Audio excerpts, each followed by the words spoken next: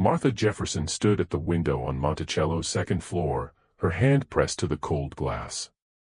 Below, on the garden path leading toward the slave quarters, she watched her husband walking beside a young woman whose belly had begun to show beneath her simple cotton dress.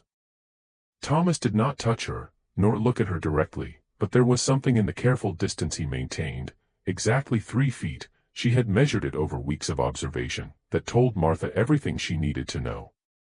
She had suspected for months.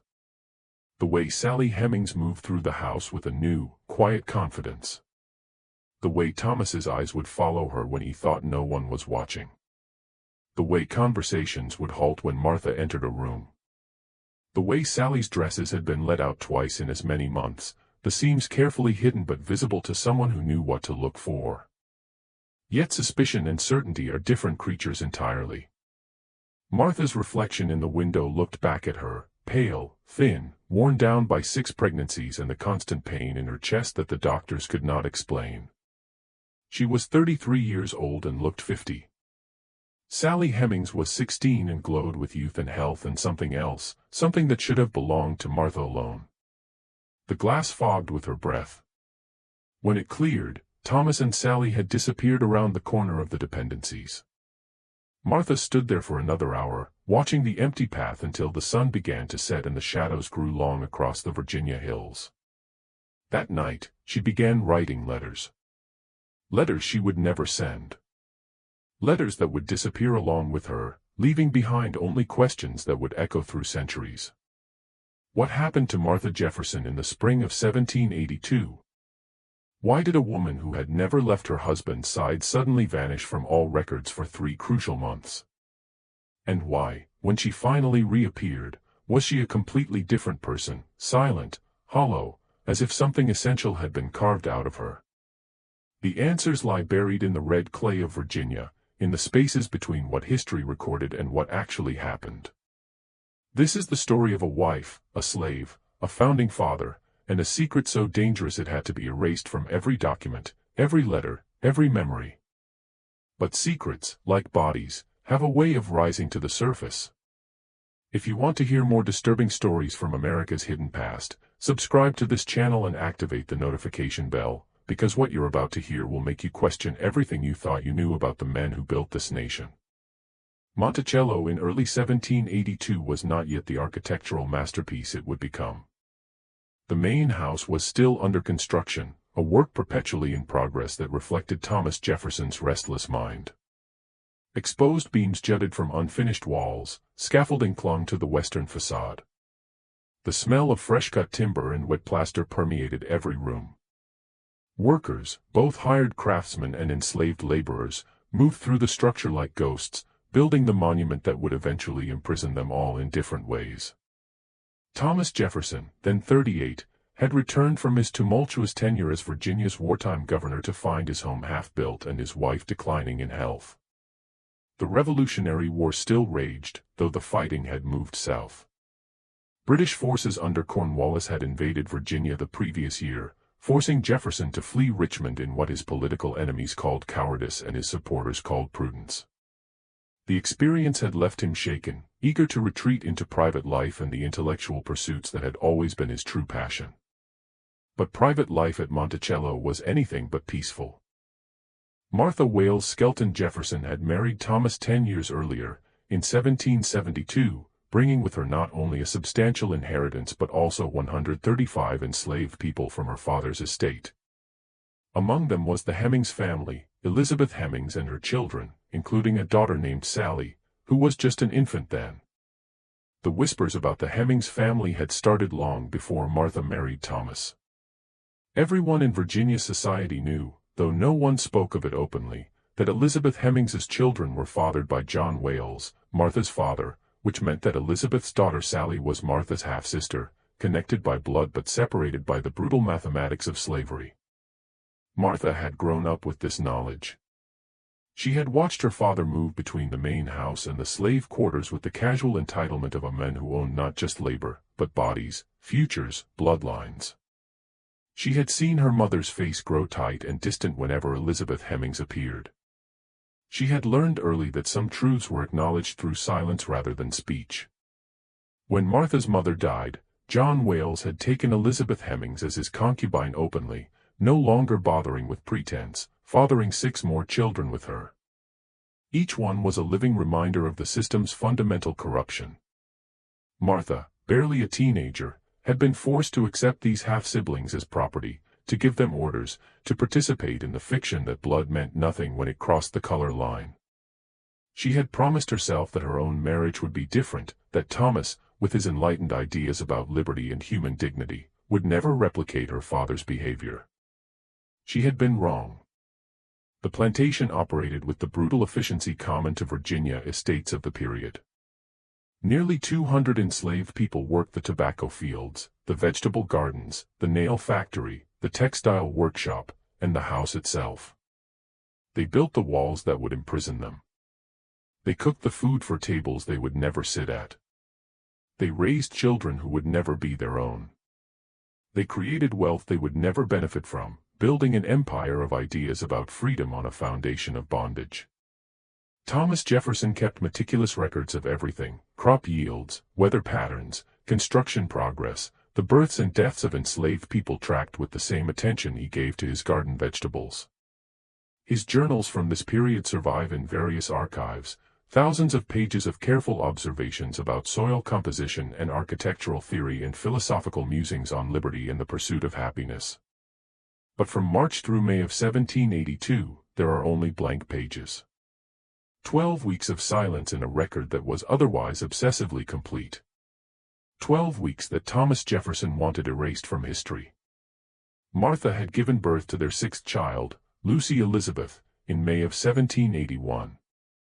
The delivery had been difficult, complicated by Martha's weakened constitution and the primitive medical care available even to wealthy families. The doctor had used forceps, causing internal injuries that never properly healed. Martha hemorrhaged for weeks afterward, losing so much blood she couldn't stand without fainting. She survived, but she never recovered. She spent most days in bed, too weak to walk more than a few steps without assistance. The pain in her abdomen was constant, a dull ache that sharpened into agony whenever she moved. The doctors came and went, a parade of men with confident diagnoses and useless treatments. They prescribed laudanum for the pain, which helped but left her mind foggy and disconnected. They prescribed bloodletting for the weakness, which only made her weaker. They prescribed bed rest and fresh air and various tonics that tasted like poison and probably were. Nothing helped. Martha was dying slowly, and everyone knew it. Thomas hired additional house servants to care for her. Sally Hemings, who had just turned 15, was brought up from the weaving house where she had been learning textile work. She was assigned light duties, bringing meals to Martha's room, changing linens, reading aloud when Martha's eyes grew too tired, sitting quietly in case Martha needed anything. Sally was unusually beautiful, with light skin inherited from her white father and delicate features that made visitors mistake her for a member of the family rather than property. She had hazel eyes, unusual in the slave quarters, and hair that fell in soft waves rather than tight curls. She was also intelligent, quick to learn, observant in a way that made some people uncomfortable. She could read, a skill Elizabeth Hemings had secretly taught her children despite the laws against slave literacy. She could play the harpsichord, having learned by listening to Martha's lessons and practicing when the family was away. Martha, in her illness, grew attached to the girl. Sally reminded her of herself at that age, before marriage, before children, before the slow erosion of hope that comes from loving a man who loves ideas more than people. She taught Sally French, reading to her from Voltaire and Rousseau, enjoying the irony of teaching Enlightenment philosophy to a girl who had no rights at all. They would sit together for hours, Martha in her bed and Sally in a chair beside it, discussing ideas that both of them knew would never change Sally's fundamental status as property. But Thomas saw something different in Sally. Something that would destroy everything. It began in February of 1782, during one of the coldest winters Virginia had seen in decades. Ice formed on the inside of windows, creating crystalline patterns that looked like frozen flowers. The James River froze solid for the first time in living memory, thick enough that people walked across it.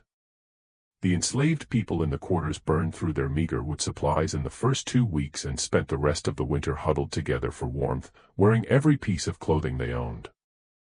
3 children died of pneumonia in a single week. Their bodies were buried in ground so frozen that the gravediggers had to light fires to soften the earth enough to dig. Martha's condition worsened with the cold. She could no longer leave her bed at all. Her skin took on a gray pallor that made her look like she was already dead. Her breathing became labored, each breath a visible effort. She coughed constantly, bringing up blood that stained her handkerchiefs. The doctor said it was consumption, though they couldn't explain why the usual treatments had no effect. They began to speak in hushed tones about making her comfortable, about preparing the family for the inevitable. Thomas spent his days in his study, supposedly working on revisions to the Virginia legal code. He had been asked to reform the state's laws to bring them in line with Republican principles. It was work that should have consumed him, the kind of intellectual challenge he normally relished.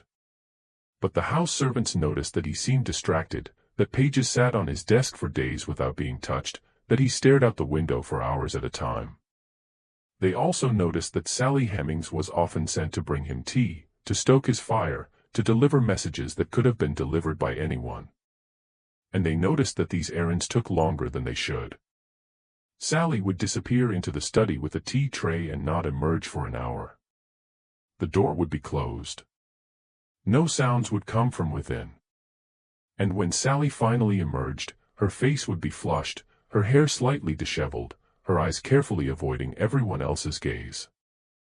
The other house servants began to whisper. Betty Brown, who had served the Jefferson family for 20 years, told her daughter that she had seen Thomas touch Sally's hand when she brought him tea, a lingering touch that went beyond courtesy. Ursula, the cook, said she had heard voices from the study late at night, Thomas's low murmur and Sally's softer responses. Martin Hemings, Sally's brother and Thomas's personal servant, said nothing, but his face grew tight and angry whenever Sally's name was mentioned. Martha noticed, too. Even through the fog of laudanum, she saw the way Thomas looked at Sally. She heard the footsteps in the hallway late at night, the soft closing of doors, the whispered conversations that stopped when she called out. She noticed that Sally had new dresses, better fabric than the other house servants wore. She noticed that Sally was excused from the hardest work, that she was given privileges that created resentment among the other enslaved people. And she noticed, with a sick certainty that cut through the laudanum haze, that Sally's body was changing. The girl's breasts were fuller. Her face had a certain glow. Her dresses were being let out at the waist. Sally Hemings was pregnant. In early March, Martha summoned her sister, Elizabeth Epps, to Monticello. The message was urgent, carried by a rider through freezing rain. Elizabeth arrived 2 days later to find Martha in a state of agitation unusual for someone so ill. Martha was sitting up in bed, her eyes bright with fever or fury, or both. She had refused her laudanum that morning, wanting her mind clear. Martha dismissed the servants and spoke to her sister in urgent whispers for over an hour. The door was closed, but Betty Brown, who was cleaning in the hallway, heard fragments of the conversation. She heard Martha say, "Pregnant. In my own house. And my father's daughter." She heard Elizabeth's shocked responses, her attempts to calm Martha, her suggestions that Martha might be mistaken. But Martha was not mistaken. She had evidence.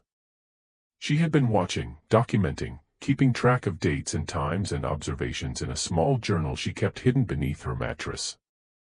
She had recorded every time Sally went to Thomas's study, every time Thomas visited the slave quarters at night, every time Sally's dresses were altered. She had calculated the dates and determined that Sally was approximately 3 months pregnant. And she had a plan. No record exists of what exactly Martha told her sister that day. But Elizabeth left Monticello that same afternoon, her face pale and drawn, and she never spoke of the visit to anyone. She rode away in the rain, and she did not look back at the house. 2 days later, Sally Hemings appeared at breakfast with a bruise on her cheek, dark purple spreading from her cheekbone to her jaw. When Betty Brown asked what happened, Sally said she had fallen on the ice. But there was no ice in the house, and Sally's eyes told a different story. They were red from crying, and they held a fear that went beyond physical pain. That night, Martha Jefferson left her bed for the first time in weeks. Several servants saw her walking through the house in her nightgown, carrying a candle, moving with surprising strength for someone supposedly dying. Her face was set in an expression of grim determination. She went to Thomas's study. The door closed. Voices were raised, Martha's high and sharp, cutting through the walls, Thomas's low and defensive, trying to calm her. The argument lasted over an hour. Servants gathered in the hallways, pretending to work while straining to hear. They caught fragments, "Your own house. My father's child. Everyone will know. Destroy everything." Then silence. A long, terrible silence that was somehow worse than the shouting. When the door finally opened, Thomas emerged alone. His face was composed, carefully neutral, but his hands were shaking. He ordered all the servants to bed immediately, his voice cold, brooking no argument. The servants scattered, but they watched from windows and doorways as Thomas locked himself in his study for the rest of the night. A single candle burned in the window until dawn. The next morning, Martha Jefferson was gone. Thomas gathered the household staff in the main hall at sunrise. His face was haggard, his eyes red from lack of sleep, but his voice was steady. He announced that Martha had been taken to a specialist doctor in Richmond during the night. Her condition had deteriorated suddenly, he explained, and she required treatment that could only be provided in the city. She would be gone for several weeks, possibly months. In the meantime, the household was to continue operating normally. No one was to discuss Martha's absence with visitors. Anyone who spread rumors would be severely punished. The servants listened in silence. They knew better than to ask questions, but they also knew the story made no sense. First, Martha was far too ill to travel. The journey to Richmond was over 70 miles on rough roads, a trip that would take 3 days minimum in good weather. In March, with the roads muddy from rain and snow, it could take a week. The constant jostling of the carriage, the exposure to cold and damp, the lack of proper rest, any of these things could easily kill someone in Martha's condition. No doctor would recommend such a journey. No husband who cared about his wife's survival would allow it. Second, if Martha had truly been taken to Richmond, there would have been preparation, trunks packed with her belongings, arrangements made for her care, messages sent ahead to secure lodging and alert the doctor. But none of this had happened. Martha's room looked exactly as it had the night before, her clothes still in the wardrobe, her personal items still on the dressing table. If she had left for an extended stay in Richmond, she had taken nothing with her. Third, Thomas made no attempt to visit her. For a man supposedly devoted to his dying wife, he showed remarkable indifference to her treatment. He remained at Monticello, overseeing construction, managing the plantation, and spending an unusual amount of time in the slave quarters. He sent no letters to Richmond asking about Martha's condition. He received no updates from the supposed doctor. He acted like a man who knew exactly where his wife was and had no concerns about her well-being. The enslaved community at Monticello had their own theories about what happened. These theories were passed down through generations, whispered in the quarters late at night, never written down, but never forgotten. They were shared in the careful code that enslaved people developed for discussing dangerous truths, oblique references, meaningful silences, stories that seemed to be about other people but were really about the masters. They said Martha had discovered the truth about Thomas and Sally. They said she had confronted him with evidence that could destroy his reputation, a man who wrote about liberty while forcing himself on an enslaved girl who was his wife's half-sister. They said Thomas had been forced to choose between his reputation and his wife. And they said he had chosen his reputation. But where was Martha? If she hadn't gone to Richmond, where had she been taken? And why did Thomas go to such lengths to conceal her location? The answer lay in a place that no longer appears on any map, a place that was deliberately erased from history along with Martha herself. Approximately 30 miles west of Monticello, deep in the mountains that formed the spine of Virginia, there was a small settlement called Shadwell Mills. It had been founded by Peter Jefferson, Thomas's father, in the 1740s as a commercial venture. The settlement consisted of a grist mill powered by a fast-moving creek, a few outbuildings for storage and equipment, and a stone house set back from the road on a small rise. The house was substantial, built to last, with thick walls of local fieldstone and a slate roof that could withstand the harsh mountain winters. It had been intended as a residence for the mill manager, but the mill had never been profitable. The settlement was too remote, too difficult to reach, too far from the main trade routes. By 1760, the mill had been abandoned. The outbuildings fell into disrepair. The stone house stood empty, slowly being reclaimed by the forest.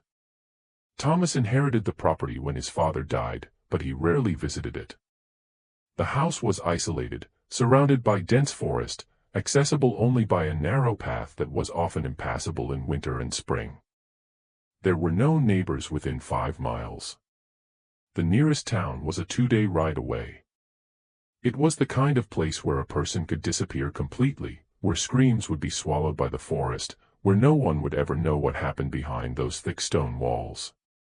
In March of 1782, smoke was seen rising from the stone house's chimney for the first time in years. A local hunter named William Crawford, tracking deer through the mountains, noticed it and thought it strange. He approached cautiously and saw that the house had been recently occupied. The windows had been shuttered from the inside. Fresh firewood was stacked by the door. A carriage stood in what had once been a yard, now overgrown with weeds. Crawford watched from the tree-lean for over an hour. He saw 2 enslaved men from Monticello. He recognized them from having sold game to the plantation, carrying supplies into the house, water from the creek, firewood, a basket that looked like it contained food. They moved with the careful efficiency of men performing an unpleasant duty, their faces set in expressions of grim determination. Then Crawford heard something that made his blood run cold. A woman's voice, high and desperate, screaming from inside the house. The words were indistinct, but the anguish was unmistakable. The scream went on, rising in pitch until it cut off abruptly, as if someone had covered the woman's mouth. The 2 enslaved men stopped what they were doing. They looked at each other, their faces carefully blank. Then they finished unloading the supplies and left, driving the carriage back down the narrow path toward Monticello.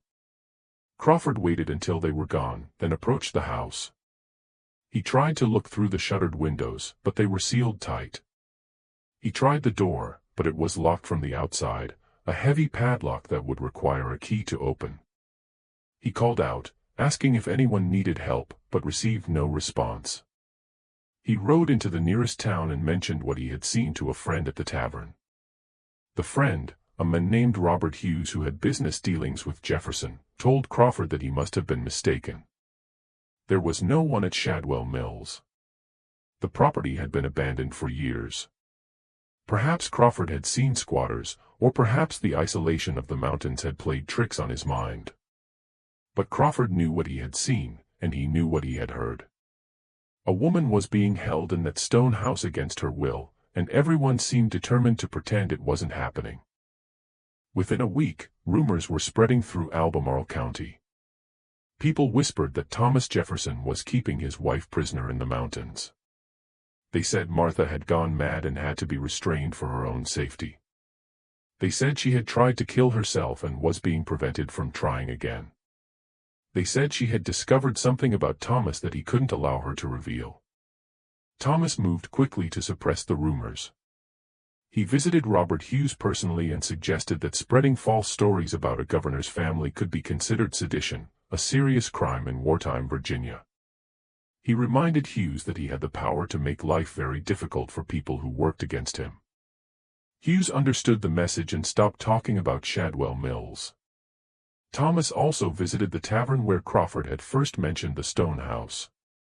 He spoke to the owner, a man named Samuel Porter, and made it clear that he would appreciate Porter's discretion. He didn't threaten directly. Thomas Jefferson was too sophisticated for crude threats, but he mentioned that he was reviewing the tavern licenses in the county and that some establishments might not meet the new standards he was considering. Porter got the message.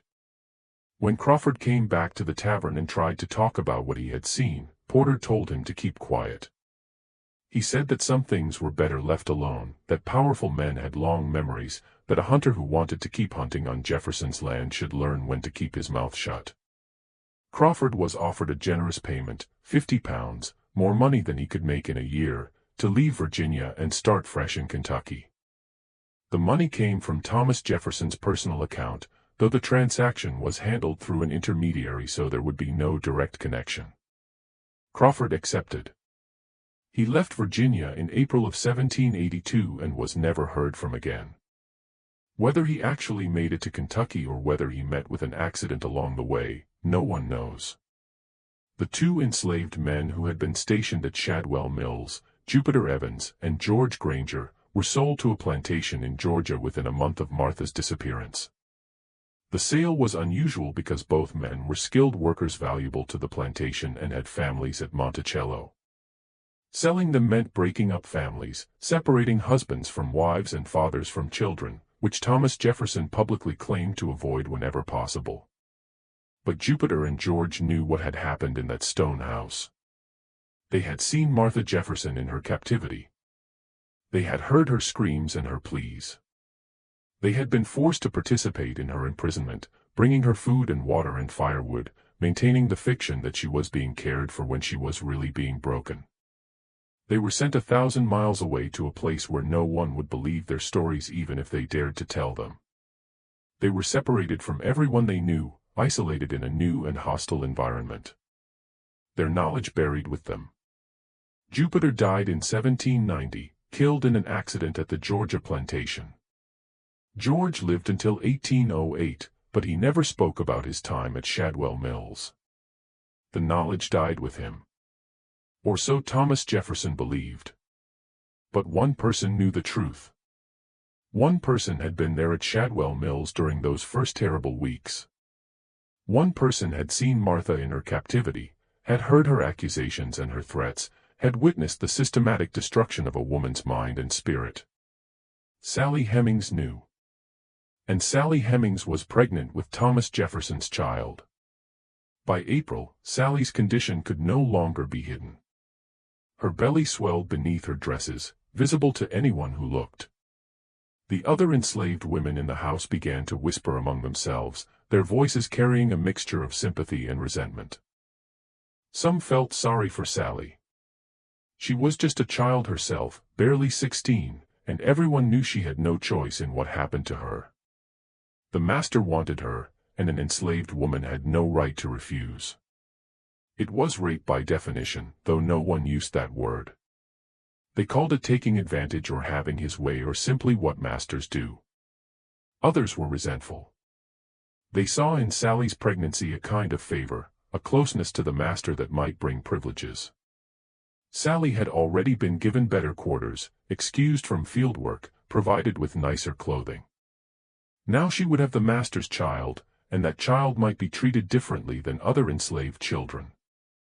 It created a hierarchy within the slave community, a division between those who had the master's favor and those who didn't. Sally herself said nothing. She moved through the house like a ghost, performing her duties with mechanical efficiency, her face carefully blank. She didn't complain about her condition. She didn't ask for special treatment. She didn't confide in anyone about what had happened between her and Thomas Jefferson. She simply endured, as enslaved women had endured for generations, carrying a burden she had never chosen and could never escape. Thomas said nothing publicly about Sally's condition, but he made arrangements. Sally was moved from the main house to a small cabin near the stables, away from the other servants.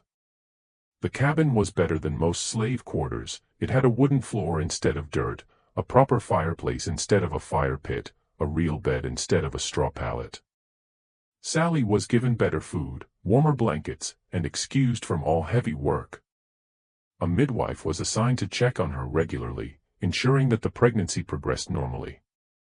These small kindnesses were noted by everyone and understood by no one. Why was Thomas Jefferson taking such care of an enslaved girl's pregnancy?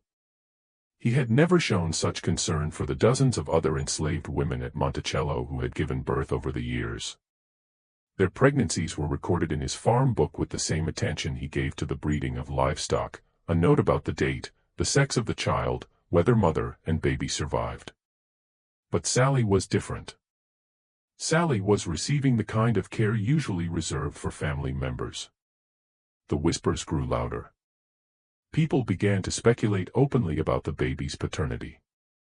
Some said it was Thomas Jefferson's child, pointing to the special treatment as evidence. Others said that was impossible, that a man of Jefferson's stature would never stoop to such behavior, that Sally must have been involved with one of the enslaved men, and Jefferson was simply being charitable. But the enslaved community knew the truth. They had seen Thomas visiting Sally's cabin at night. They had seen the way he looked at her, the way he touched her hand when he thought no one was watching. They had heard Sally crying in her cabin after his visits, soft sobs that she tried to muffle so no one would hear. They knew exactly what was happening. And they knew there was nothing they could do about it. In late April, a letter arrived at Monticello from Elizabeth Epps, Martha's sister. The letter was formal and cold, very different from Elizabeth's usual warm correspondence. She was demanding to see her sister. She had written to the supposed doctor in Richmond and received no reply. She had sent messages to several other doctors in the city asking if they were treating Martha Jefferson, and all had responded that they had no such patient. She was threatening to come to Monticello herself and search for Martha, to involve other family members, to make inquiries with the Virginia government about Martha's whereabouts. Thomas wrote back immediately. His letter, which survives in the Epps family archives, is a masterpiece of misdirection and subtle threat. He assured Elizabeth that Martha was receiving excellent care, that her condition was improving slowly, that she would return home as soon as she was strong enough to travel. He begged Elizabeth to be patient, to trust him, to understand that Martha needed complete rest and isolation to recover. Any disruption, any visitors, any stress could set back her recovery or even kill her. He also mentioned, almost casually, that he had recently revised his will. He had made generous provisions for Elizabeth and her children, ensuring that they would be financially secure even if something happened to him. He hoped she would find the arrangement satisfactory. He enclosed a copy of the relevant sections, showing exactly how much money Elizabeth stood to inherit. The implication was clear. Silence could be bought. Elizabeth's cooperation would be rewarded. Her interference would cost her dearly. Elizabeth did not come to Monticello, but she also did not stop asking questions. She wrote to friends in Richmond, to doctors, to anyone who might have information about Martha's whereabouts. She was careful, diplomatic, never directly accusing Thomas of anything improper. But her persistence was dangerous. She was creating a record of her concerns, a paper trail that could be used against Thomas if Martha never returned, or returned in a condition that raised questions. Thomas needed Martha to reappear. But the woman locked in the stone house at Shadwell Mills was no longer capable of playing the role of Virginia's First Lady. The servants who had been sent to care for Martha in her isolation, a rotation of enslaved women who were brought to Shadwell Mills for a few days at a time and then returned to Monticello, brought back disturbing reports. They whispered to each other in the quarters late at night, sharing what they had seen in voices barely above a whisper. Martha had stopped eating. She would take a few bites of food and then push the plate away, saying it was poisoned. She had lost so much weight that her bones showed through her skin. Her hair, which had once been thick and lustrous, was falling out in clumps. She had torn out patches of it herself, leaving bald spots on her scalp. She spent hours staring at the stone walls, not speaking, not responding to questions. Sometimes she would suddenly start talking, rapid streams of words that made no sense, fragments of prayers and accusations and pleas for mercy all jumbled together. She talked about Sally, about the baby, about betrayal and revenge. She talked about her father, about the Hemmings family, about the fundamental corruption of the system they all lived in. And she had scratched words into the stone walls with her fingernails. The women who saw these scratches were horrified. Some were Bible verses about adultery and punishment. Some were accusations against Thomas, calling him a hypocrite and a liar. Some were threats, promises of revenge that Martha would never be able to carry out. And some were simply, "Please, let me out. Please let me out. I'll be good. I'll be quiet. Just let me out." Her fingernails were broken and bloody from scratching at the stone. The women tried to bandage her hands, but Martha would tear off the bandages and start scratching again. It was as if she was trying to claw her way through the walls to escape through sheer force of will. A doctor was brought to examine her, not a Richmond specialist, but a discreet physician from Staunton named Dr. William Carr, who was known for treating difficult cases and keeping secrets. Dr. Carr spent an hour with Martha and emerged looking shaken. He told Thomas that Martha was suffering from severe melancholia, possibly complicated by brain fever. Her mind had been damaged, perhaps permanently, by the combination of physical illness, emotional trauma, and isolation. Dr. Carr recommended continued isolation, laudanum for agitation, and prayer. He said that Martha might recover with time, or she might not. He said that bringing her back into society in her current condition would be disastrous. She would make wild accusations, behave inappropriately, embarrass the family. Better to keep her isolated until she either recovered or died. He did not recommend that she be returned to her family. He did not suggest that she be allowed visitors. He did not question why a woman supposedly receiving medical treatment was being kept locked in an abandoned house in the mountains rather than in a proper hospital or sanatorium. Dr. Carr was paid £100 for his consultation and his silence. He returned to Staunton and never spoke of Martha Jefferson again. When he died in 1795, his personal papers were burned by his widow, who said only that her husband had treated many patients whose privacy needed to be protected even after death. But Thomas had no choice. Elizabeth's questions were attracting attention. Other family members were beginning to ask why they hadn't heard from Martha in months. Visitors to Monticello were commenting on her absence, expressing concern, offering to help. The fiction of the Richmond doctor was becoming impossible to maintain. Someone would eventually go to Richmond and search for Martha themselves, and when they found no trace of her, the questions would become accusations. In mid-May, Thomas made a decision. Martha would return to Monticello. But she would return changed. Broken. Incapable of telling anyone what had happened to her. The question was, had she already been broken by 3 months of isolation and grief, or did Thomas take additional steps to ensure her silence? On May 20, 1782, Martha Jefferson returned to Monticello. She arrived at dawn, brought in a closed carriage that went directly to the main house without stopping.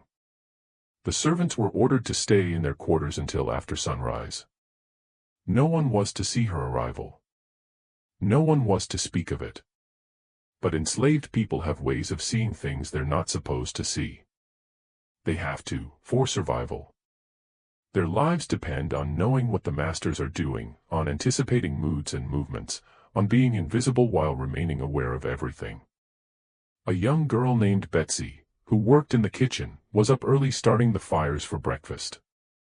She had to be, the bread needed to be baked, the porridge needed to be cooked, the coffee needed to be ready when the family woke.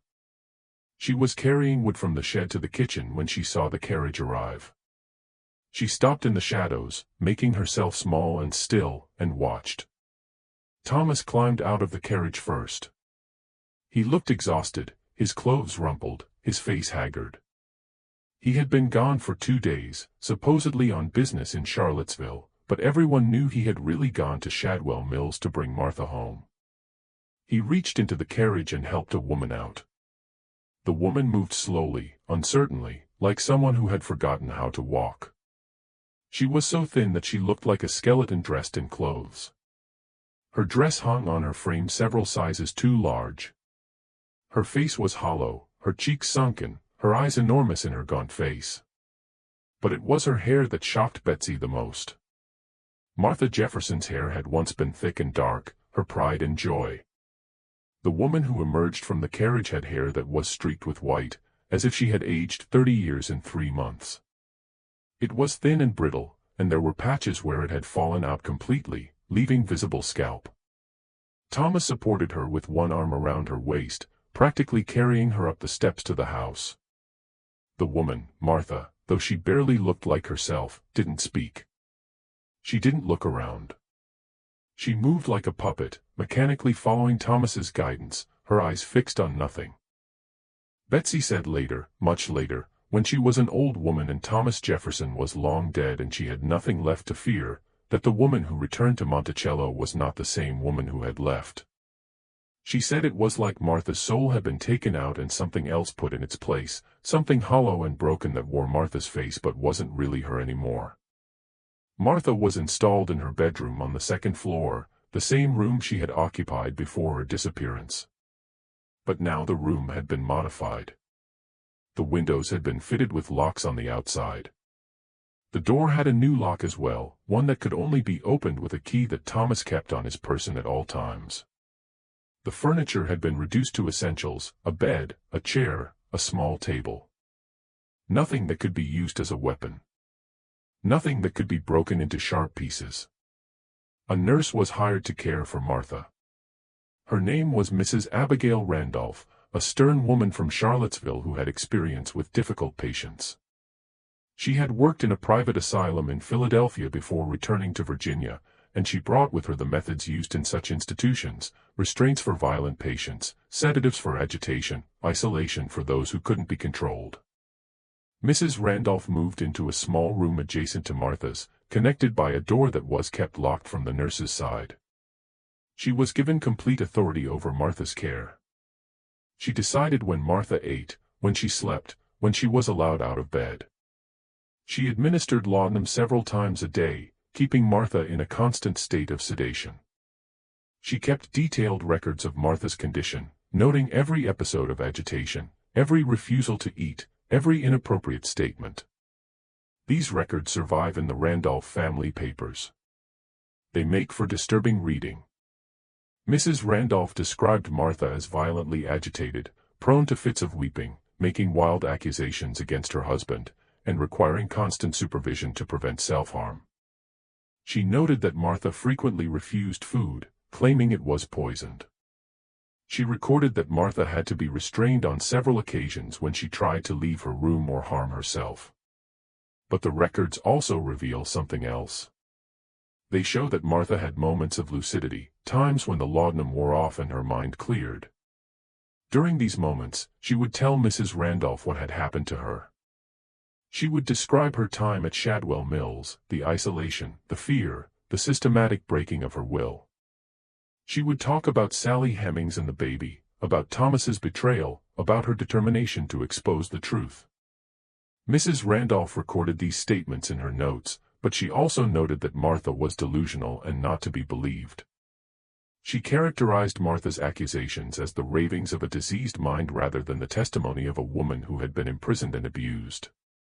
Whether Mrs. Randolph actually believed Martha was delusional or whether she was simply protecting her employer is impossible to know. The household was told that Martha's condition had worsened during her treatment in Richmond, that she needed complete quiet and rest, that only Thomas and Mrs. Randolph were to enter a room. The servants were forbidden from speaking to Martha or even acknowledging her presence. If they heard her crying or calling out, they were to ignore it and continue with their work. For the next 3 months, Martha Jefferson was a ghost in her own home. Servants would hear her crying at night, long wailing sobs that echoed through the hallways and made them pull their blankets over their heads to block out the sound. They would hear her calling out names, her children's names, her sister's name, and sometimes, in a voice filled with venom, Sally's name. Sally. Sally Hemings. I know you can hear me. I know what you did. I know what he did. Everyone will know. I'll make sure everyone knows. Thomas spent every evening in Martha's room. The servants could hear him through the door, reading to her in low, soothing tones, trying to calm her agitation. He read from the Bible, from philosophy texts, from poetry. He spoke to her about their children, about their life together, about his love for her. He tried to reach whatever was left of the woman he had married. But they could also hear Martha's responses, accusations, curses, desperate questions that Thomas never answered adequately. Why did you send me away? Why did you lock me in that place? What did you do to me there? What did you give me? Why won't you let me see my children? What have you told them about me? Is the baby born yet? Is it a boy or a girl? Does it look like you? Everyone will know. I'll tell everyone. You can't keep me locked up forever. Thomas's responses were always the same. He told her she was ill, that she needed rest, that she was confused and saying things she didn't mean. He told her that she would feel better soon, that she would recover, that everything would be all right. He told her that he loved her, that he had always loved her, that he had only done what was necessary to protect her and the family. But Martha didn't believe him. And she never stopped trying to escape. Martha's children had not been allowed to see her since before her disappearance. Patsy, who was 9 years old, and Polly, who was 3, were told their mother was too ill to see them. They were sent to stay with relatives, Patsy with her Aunt Elizabeth Epps, Polly with another family member. They would not see Martha again until it was too late. Patsy wrote letters to her mother, childish notes expressing love and hope for her recovery. These letters were given to Thomas, who promised to read them to Martha. Whether he actually did is unknown. The letters survive in the Jefferson family papers, but there are no responses from Martha, no messages of love for her daughters, no reassurances that she would see them soon. Just silence. In July, Sally Hemings went into labor. The birth was difficult, lasting nearly 2 days. Sally was attended by Grace, the plantation midwife, an elderly enslaved woman who had delivered dozens of babies at Monticello over the years. Grace had delivered Martha's children. She had delivered Sally's mother's children. She had seen generations of enslaved families born into bondage, and she had learned to keep her thoughts to herself about what she witnessed. But what she saw during Sally's delivery shocked even her. The baby was born healthy and strong, a boy with light skin and delicate features. But it was the baby's face that made Grace catch her breath. The shape of the nose, the set of the eyes, the particular way the baby's hair grew at the temples, all of it was unmistakably familiar. The baby looked like Thomas Jefferson. Not just a general resemblance, but a specific, undeniable similarity that could not be explained away. Grace said nothing. She cleaned the baby, wrapped him in a blanket, and placed him in Sally's arms. Sally looked down at her son with an expression that was hard to read. Love, certainly, but also fear and resignation. This baby would be a living reminder of what had been done to her. This baby would tie her to Thomas Jefferson for the rest of her life. Sally named her son Thomas, though everyone called him Tom. The baby was healthy and strong, and Sally recovered quickly from the birth. She was young and resilient, her body bouncing back from the trauma of childbirth with the ease of youth. Thomas visited the cabin once, the day after the birth. He stayed for less than 5 minutes. He looked at the baby, said nothing, and left. He never held his son. He never acknowledged him publicly. But he made arrangements. Sally and her baby were moved to a better cabin, one with 2 rooms instead of 1, with a proper fireplace and wooden floors and real windows with glass instead of shutters. Sally was given a small allowance, a few coins each month, unheard of for an enslaved person. She was provided with better clothing, better food, better everything. And it was quietly understood, though never officially stated, that Sally's children would never be sold, would never be separated from her, would be treated differently than other enslaved children at Monticello. These were not kindnesses. They were payments. Compensation for silence. A transaction between a man with absolute power and a woman with none. Because Sally knew what had happened to Martha. Sally had been there at Shadwell Mills during those first terrible weeks of Martha's imprisonment. She had been forced to serve Martha, to bring her food and water, to clean up after her, to listen to her ravings and her pleas. And Sally had heard things that no one else had heard, confessions, threats, plans for revenge that Martha whispered in her lucid moments, plans that terrified Sally because she knew Martha was capable of carrying them out, even in her broken state. Martha knew about the pregnancy.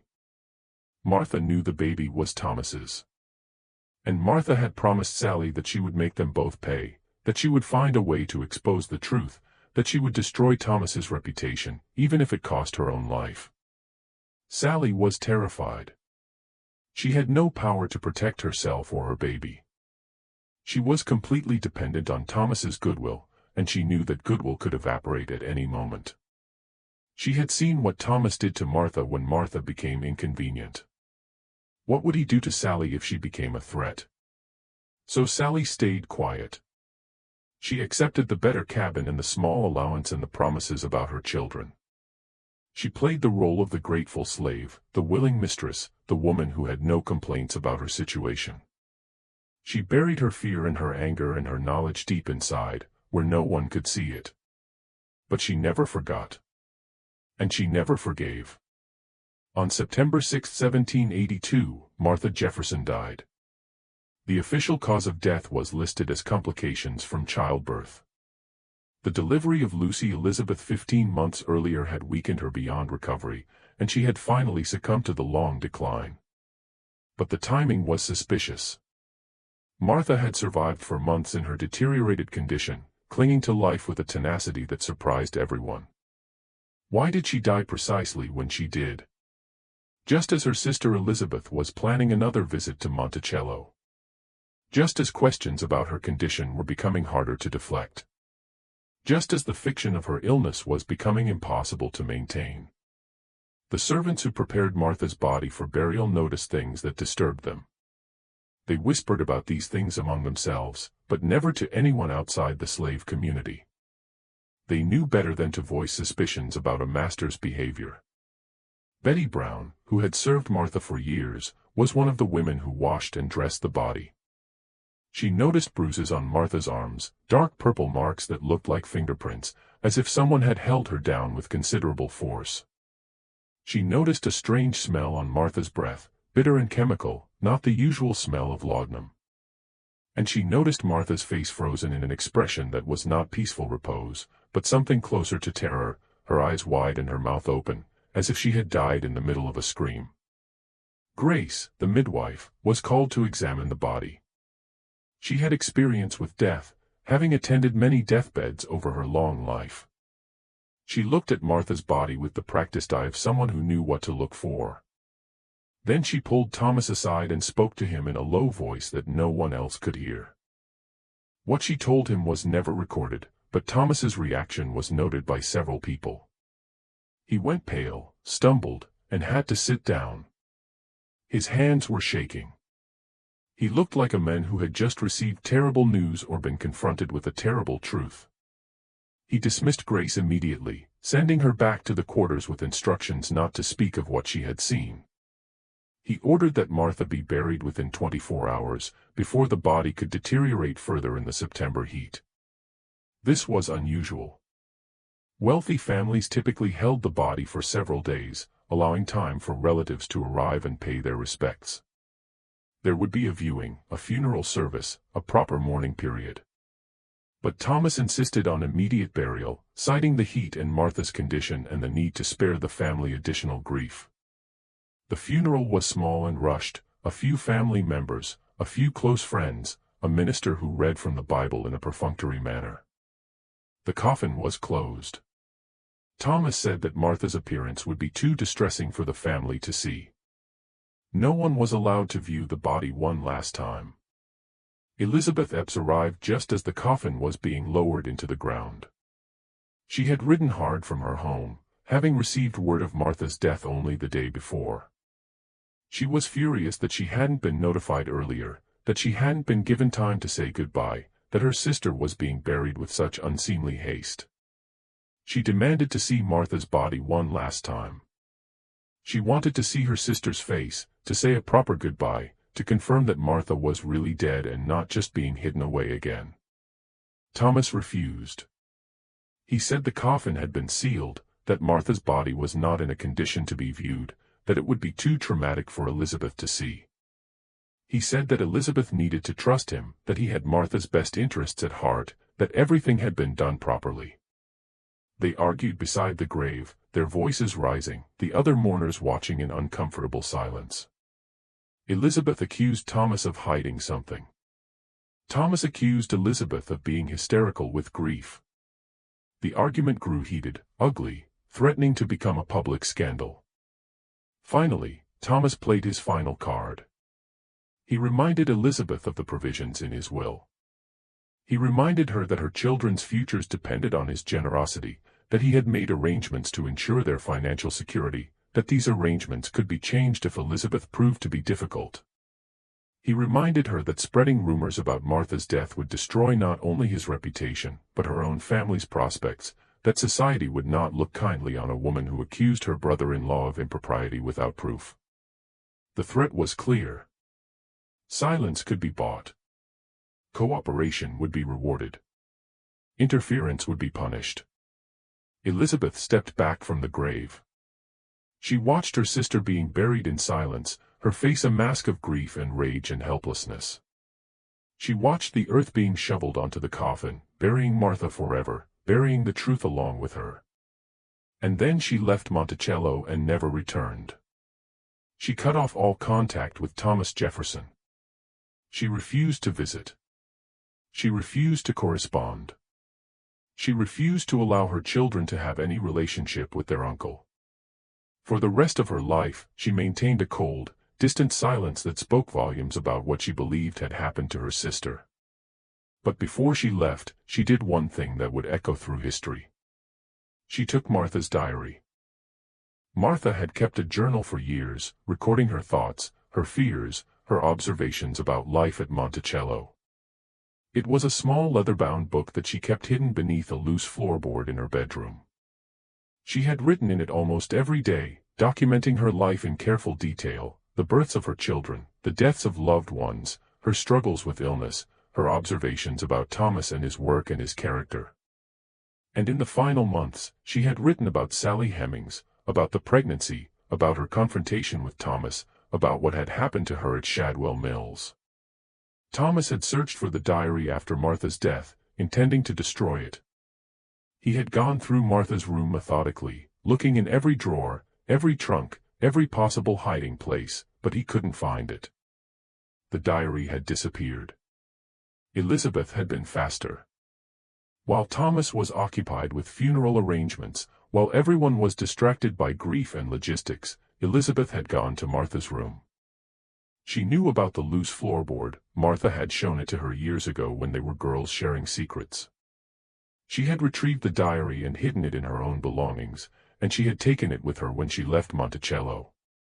The diary was never published. Elizabeth kept it hidden for the rest of her life, locked in a trunk in her attic. When she died in 1811, she passed it to her daughter with strict instructions that it should never be read by anyone outside the family, that it contained information too dangerous to reveal, that it could destroy reputations and ruin lives even decades after the events described. The diary passed through several generations of the Epps family, each keeper adding their own note confirming that the contents were too disturbing to make public. It became a family secret, a burden passed from mother to daughter, a testament to something terrible that had happened but could never be spoken of. In 1873, 91 years after Martha's death, the diary was finally destroyed. Martha's great-great-granddaughter, a woman named Caroline Epps Harrison, burned it in her fireplace. She sat up all night reading the diary page by page and then feeding each page to the flames, watching the secrets turn to ash. But before she burned it, she wrote a letter to her sister describing what she had found. That letter survived. It's now in a private collection held by descendants of the Epps family, never displayed publicly, never discussed in official Jefferson scholarship. Access to it is restricted, and researchers who request to see it are usually denied. But a few historians have been allowed to read the letter under strict conditions of confidentiality. They report that it contains allegations so disturbing that they cannot be published, even now, more than 2 centuries after the events described. The letter mentions Shadwell Mills. It mentions Sally Hemings and the baby. It mentions things that were done to Martha during her imprisonment, methods used to break her will and ensure her silence. And it mentions Martha's final words, spoken to Thomas on the night before she died. According to the letter, Martha called Thomas to her room and spoke to him with a clarity she hadn't shown in months. The laudanum had worn off, and her mind was clear for the first time since her return from Shadwell Mills. She told him that she knew what he had done to her. She told him that she would never forgive him. She told him that she had written everything down, that the truth would survive even if she didn't, that his children and grandchildren and great-grandchildren would eventually know what kind of man he really was. And then she said, "You sent me away to hide your shame, but shame has a way of surviving. Your children will know. History will know. And you will never escape what you've done." Those were her last words. She died that night, alone in her locked room, with only Mrs. Randolph present. The nurse's official report said that Martha died peacefully in her sleep, but the letter from Caroline Epps Harrison suggests otherwise. It suggests that Martha's death was not natural, that steps were taken to ensure she would never speak again, that the timing was too convenient to be coincidental. But there is no proof. There is only suspicion. Whispers. A letter that few people have read and fewer still believe. After Martha's death, Thomas Jefferson destroyed almost everything connected to her. He burned her letters, hundreds of them, correspondence with family and friends spanning years. He burned her personal papers, her sketches, her music. He burned her clothing, saying he couldn't bear to see it. He removed her portraits from the walls and stored them in the attic, where they gathered dust for decades. He forbade anyone in the household from speaking her name, saying that it was too painful for him to hear. He was erasing her from history, just as he had erased those 3 months when she disappeared. He was creating a narrative in which Martha was a tragic figure, a beloved wife who died young, a victim of illness rather than a woman who had been systematically destroyed by her husband's betrayal and cruelty. The official record of Martha Jefferson's life is remarkably sparse.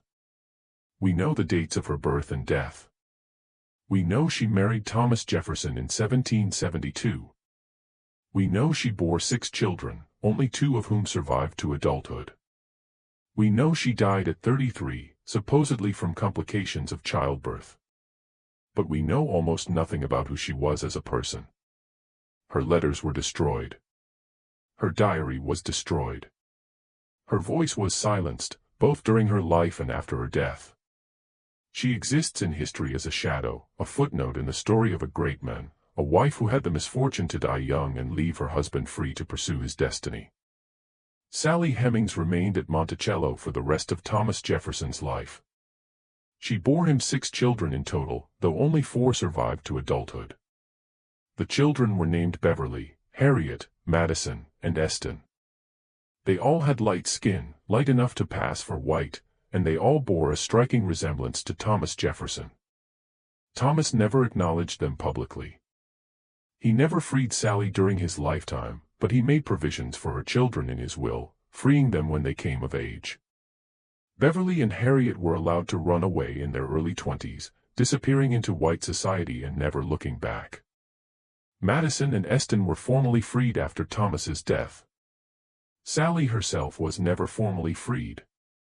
Instead, she was allowed to walk away after Thomas died in 1826, a legal fiction that gave her freedom without the official documentation that might raise questions about why she, alone among hundreds of enslaved people, received this privilege. She lived with her sons Madison and Eston in Charlottesville until her death in 1835. She never spoke publicly about her relationship with Thomas Jefferson. She never gave interviews, never wrote a memoir, never confirmed or denied the rumors that had followed her for decades. She maintained a dignified silence that protected her children and preserved what little privacy she had. But she told her children stories. She told them about their father, about life at Monticello, about the complicated reality of being enslaved by the men who fathered your children. She told them about Martha Jefferson, about what had happened in 1782, about the terrible price Martha paid for discovering the truth. And her children told their children.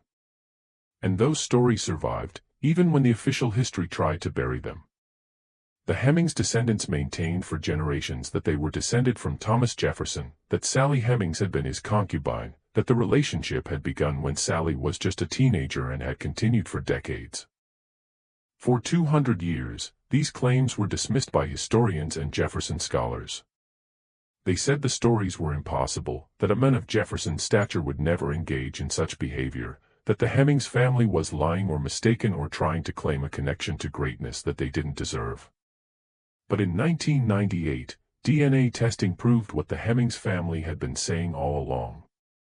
Thomas Jefferson had fathered at least one of Sally Hemings's children, and probably all of them. The genetic evidence was undeniable. The official history had been wrong. The family stories had been right. The stone house at Shadwell Mills burned down in 1790, 8 years after Martha's death. The fire was ruled accidental, a lightning strike during a summer storm. According to the official report, the house was completely destroyed. The stone walls cracked by the heat. The roof collapsed. Everything inside reduced to ash. But the timing was suspicious. The fire occurred just days after a former Monticello servant was seen in the area asking questions about the property's history. The servant, a man named Peter Fawcett, who had been sold away from Monticello years earlier, had returned to Virginia and was trying to piece together what had happened to Martha Jefferson. He had heard stories in the slave community, fragments of truth that had been passed down through whispers and coded conversations. He went to Shadwell Mills to see the place for himself, to look for evidence of what had happened there. He was seen by local residents asking about the stone house, trying to find people who remembered 1782. 3 days later, the house burned, and Peter Fawcett disappeared. His body was never found. His family never heard from him again. Whether he died in the fire, or whether he met with an accident shortly after, or whether he was killed to silence him, no one knows. The fire destroyed whatever evidence might have remained at Shadwell Mills. The scratches on the walls that Martha had made with her fingernails, the locks on the doors and windows, any physical trace of the 3 months Martha spent imprisoned there. All of it was reduced to ash and rubble. The property was abandoned after the fire. The ruins of the stone house were left to be reclaimed by the forest. Within a generation, few people remembered that Shadwell Mills had ever existed. It disappeared from maps, from records, from memory. Another piece of evidence erased. Another chapter of the story buried. Thomas Jefferson went on to become the 3rd President of the United States, serving from 1801 to 1809. He wrote eloquently about liberty and equality while owning over 600 human beings during his lifetime. He spoke of the evils of slavery while fathering children with an enslaved woman who had no legal right to refuse him. He championed education and enlightenment while systematically destroying evidence of his own crimes. He lived to be 83 years old, dying on July 4, 1826, exactly 50 years after the signing of the Declaration of Independence. His death was celebrated as the passing of a founding father, a philosopher-president, one of the great men who shaped America's ideals. He was mourned across the nation. Eulogies praised his intellect, his vision, his contributions to American democracy. No one mentioned Martha. No one mentioned Sally. No one mentioned the 3 months in 1782 when a woman disappeared and returned broken. No one mentioned the stone house in the mountains where terrible things happened. No one mentioned the diary that was hidden and eventually burned. No one mentioned the truth that had been so carefully buried. Thomas Jefferson took his secrets to the grave. And for 200 years, those secrets stayed buried. But secrets don't die as easily as people. They linger in the spaces between official records. They survive in family stories and whispered rumors and letters that are read once and then hidden away. They persist in the DNA that connects descendants across centuries. They emerge in the gaps and silences of the historical record, in the questions that historians can't answer, in the documents that were destroyed and the voices that were silenced. Martha Jefferson vanished for 3 months in 1782.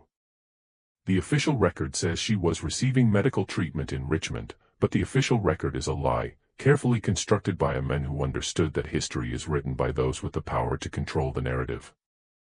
The truth is darker and more human. Martha discovered her husband's relationship with an enslaved girl who was her own half-sister. She confronted him with evidence of Sally's pregnancy. And Thomas, faced with a choice between his wife and his reputation, chose to remove Martha from society until she could be broken into silence. What happened in that stone house during those 3 months? What methods were used to transform a strong-willed woman into the hollow ghost who returned to Monticello? Did Thomas visit her there? Did he explain, justify, apologize? Or did he simply leave her in isolation until her mind shattered under the weight of betrayal and imprisonment? We will never know for certain. The people who could have told us are long dead, and the records that might have revealed the truth were systematically destroyed. The stone house burned. The diary burned. The witnesses were sold away or silenced or disappeared. Every piece of evidence was carefully eliminated. Every voice that might have spoken the truth was suppressed. But we know this. Martha Jefferson died at 33. Her health destroyed, her spirit broken, her story erased. Sally Hemings lived to be 62, bearing the children of the men who had imprisoned her mistress, carrying secrets that she would never fully reveal. And Thomas Jefferson lived to be 83. Celebrated as a founding father, his reputation intact, his crimes forgotten. History remembers him as the author of the Declaration of Independence, the champion of liberty, the philosopher-president who shaped America's ideals. His face is carved into Mount Rushmore. His memorial stands in Washington, D.C. His words are quoted in every discussion of American values and democratic principles. History has forgotten Martha Jefferson almost entirely. She exists in the record as a footnote. A wife who died young, a tragedy that humanized the great men. Most people don't even know her name. Most biographies of Thomas Jefferson devote only a few pages to her, focusing on her death rather than her life, treating her as a plot point in his story rather than a person with her own story to tell. But Martha was not a footnote. She was a woman who discovered a terrible truth and paid for that discovery with her freedom, her sanity, and ultimately her life. She was a woman who tried to fight back against a system that gave her husband absolute power over her body, her children, and her fate. She was a woman who refused to stay silent, who wrote down the truth even knowing it might never be read, who promised that history would eventually know what had been done to her. She was a woman who vanished, not into death, but into something worse, into deliberate erasure, into the blank pages of her husband's journal, into the silence that powerful men impose when the truth becomes inconvenient. The baby Sally bore in July of 1782, the boy named Thomas, died in infancy. The official record says he died of whooping cough, a common childhood disease. But the timing is notable. The child died in late September, just weeks after Martha returned to Monticello, during the period when Martha was heard screaming threats and accusations through the night. Did Martha find a way to strike back at Sally? To punish the girl who had replaced her in her husband's affections? Did she use what little power she had left to harm the baby, to take revenge on the living symbol of her husband's betrayal? Or did Thomas remove the evidence of his crime, sacrificing his own child to protect his reputation, to eliminate the most visible proof of his relationship with Sally? We don't know. We can never know. The people who could tell us chose silence, chose survival, chose to bury the truth so deep that it would take centuries to unearth even fragments of it. But the questions remain.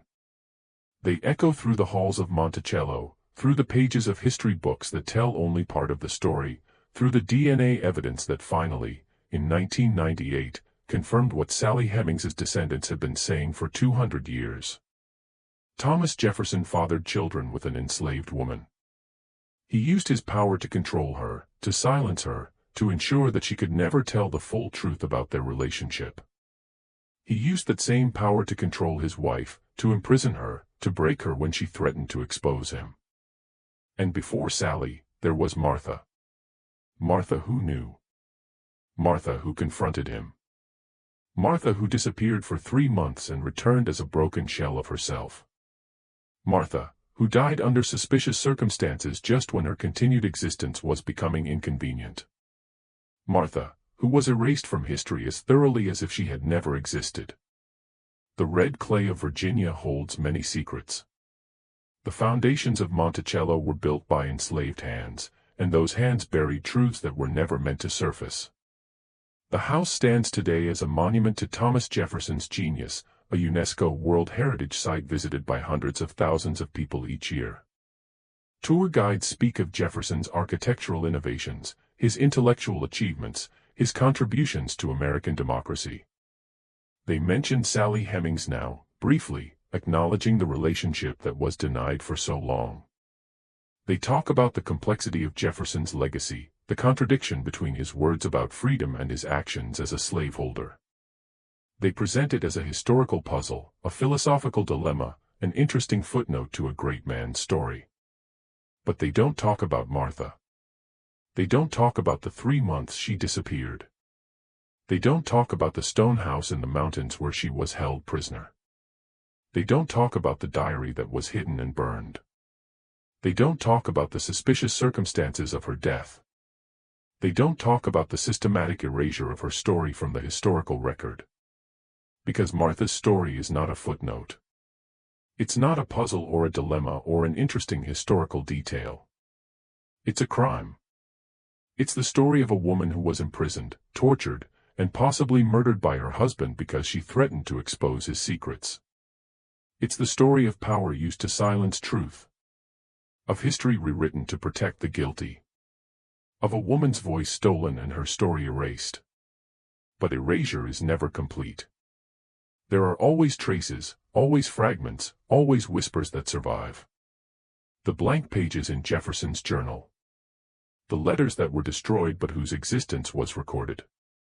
The family stories passed down through generations. The DNA evidence that proved the official history wrong. The letter describing Martha's diary, hidden in a private collection, read by only a few people, but confirming that the truth was written down, even if it was later destroyed. Martha Jefferson vanished in the spring of 1782. She returned 3 months later as a broken shell of herself. She died 6 months after that, her secrets dying with her. Or so Thomas Jefferson believed. But secrets, like bodies, have a way of rising to the surface. The truth has a persistence that outlasts the people who try to bury it. And now, more than 200 years later, we can finally begin to piece together what happened to Martha Jefferson. We can see the gaps in the historical record and understand that they were created deliberately. We can read between the lines of official documents and see the truth they were designed to hide. We can listen to the stories that were dismissed for centuries and recognize them as testimony. We can look at the DNA evidence and understand that it confirms not just Jefferson's relationship with Sally Hemings, but the entire system of power and abuse that made that relationship possible. And we can remember Martha not as a footnote in Thomas Jefferson's story, but as a woman with her own story. A woman who loved and suffered and fought back as best she could. A woman who was destroyed by the men who claimed to love her. Erased by the men who wrote about liberty. Silenced by the men who spoke about the rights of men. This is her story. This is what happened when a wife discovered her husband's betrayal and dared to confront him. This is what happened when a woman threatened the reputation of a powerful man. This is what happened when truth became inconvenient and had to be buried. This is the story that Thomas Jefferson tried to erase. But it survived. In fragments and whispers and gaps in the record. It survived in the questions that historians couldn't answer and the documents that were destroyed. It survived in the family stories that were dismissed as lies and the DNA evidence that proved them true. And now you know. Now you know what happened to Martha Jefferson in 1782. Now you know why she vanished for 3 months. Now you know why she returned broken. Now you know why she died under suspicious circumstances. Now you know why her story was erased from history. Now you know the truth that Thomas Jefferson spent the rest of his life trying to hide.